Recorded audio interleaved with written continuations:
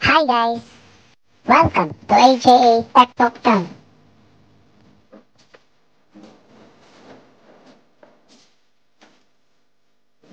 Buksan natin. Ito yung tinatawag natin HDD enclosure.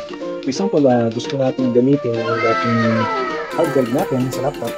Hindi naman masayang, i-convert natin siya parang external drive. Ano? So, yun. I-connect natin. Yun. Then after, magamit din natin as backup.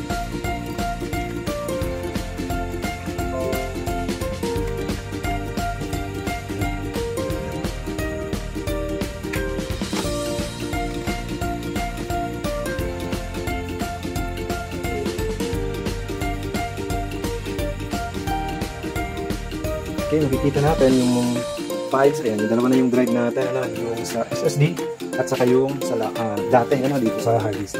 Sabihin, gumana, ano. Siyempre, pag-access. Lahat ng files na nakalagay doon sa old na hard drive, makukuha natin gamit itong HDD enclosure.